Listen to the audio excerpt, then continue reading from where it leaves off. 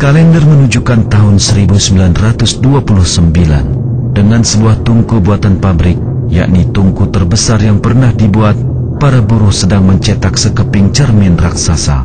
Cermin raksasa ini akan ditempatkan pada sebuah teleskop yang lebih besar dan kuat daripada model-model sebelumnya, dan rencananya teleskop itu dipasang di Observatorium Mount Wilson, California, yang akan menyaksikan salah satu penemuan terbesar dalam sejarah.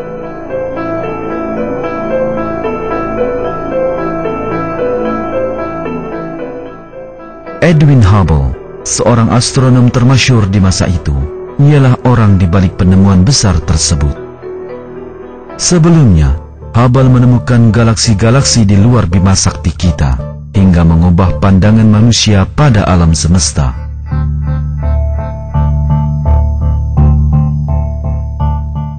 Tahun itu, ia membuat satu lagi penemuan besar dengan teleskop baru di Observatorium Mount Wilson ini. Melalui berbulan-bulan pengamatan, ia mencatat bahwa cahaya dari galaksi-galaksi lain bergeser ke warna merah. Warna merah ini bernilai fisika penting. Menurut hukum fisika, spektrum sumber cahaya yang menjauhi titik pengamatan akan perlahan-lahan bergeser ke warna merah. Karena itu, pengamatan ini menunjukkan satu fakta yang tak terungkap sebelumnya. Semua galaksi di ruang angkasa menjauhi kita.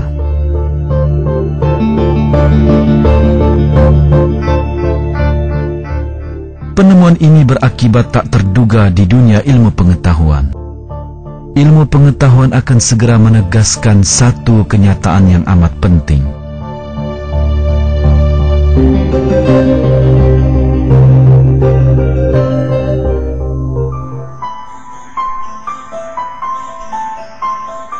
Hubble sedang menuju ke satu penemuan penting lainnya. Galaksi-galaksi bukan hanya menjauhi kita, namun juga menjauhi satu sama lain. Jarak antar galaksi bertambah seiring dengan waktu. Hanya ada satu cara menafsirkan hal ini: alam semesta mengembang.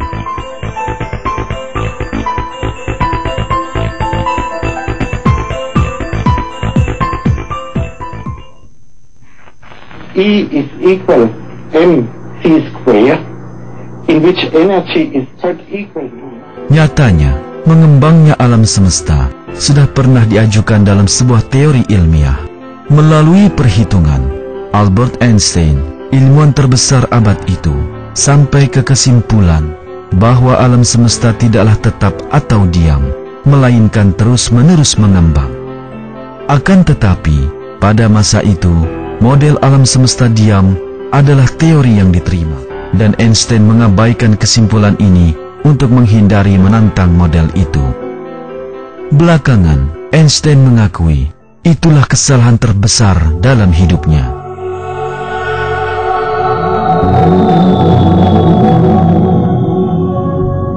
Lalu, menggabungkan pengamatan dan perhitungan teoretis Hubble dengan pengembangan alam semesta yang teramati, apakah makna semua ini? Agar lebih paham bagaimana alam semesta mengembang, kita mesti membayangkan seluruh alam seakan permukaan sebuah balon yang sedang kita tiup. Pada balon itu, kita telah menggambar sejumlah titik berjarak sama.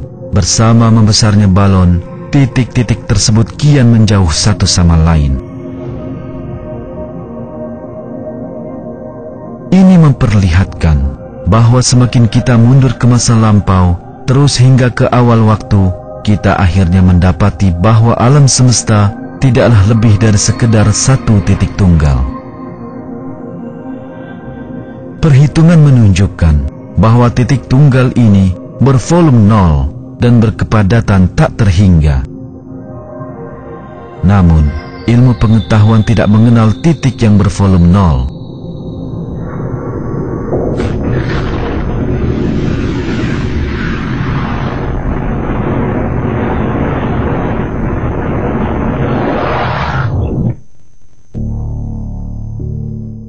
Alam semesta mewujud dari ledakan titik ini.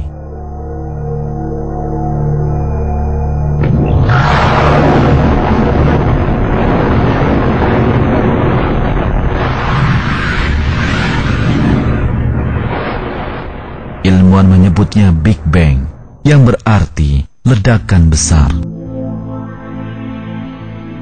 Ledakan besar menunjukkan bahwa alam semesta terbentuk dari suatu ketiadaan, dengan kata lain, diciptakan.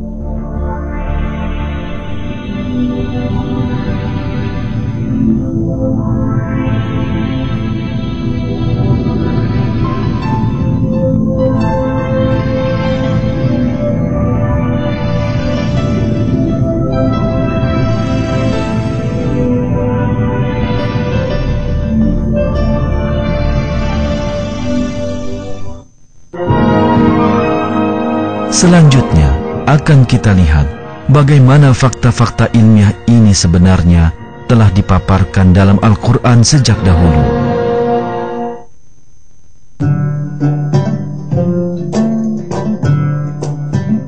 Sesungguhnya kebenaran tentang asal mula alam semesta telah disampaikan kepada manusia sekitar 14 abad sebelum penemuan Hubble. Di masa ketika astronomi belum berkembang, di dalam Al-Quran yang diturunkannya sebagai petunjuk, Allah menyatakan bahwa alam semesta diciptakan dari ketiadaan. Dia pencipta langit dan bumi.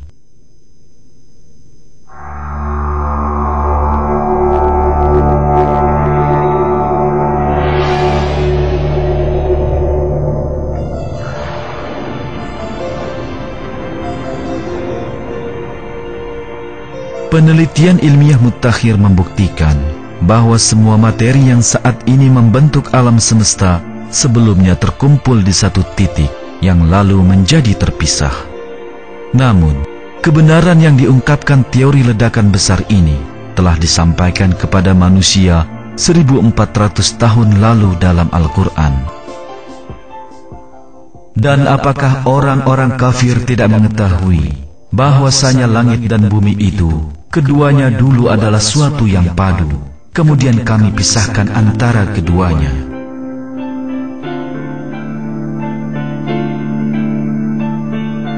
Juga, berabad-abad sebelum ilmu pengetahuan berkembang, Al-Quran secara menakjubkan mengabari manusia tentang mengembangnya alam semesta. Dan langit itu kami bangun dengan kekuasaan kami, dan sesungguhnya kami benar-benar meluaskannya.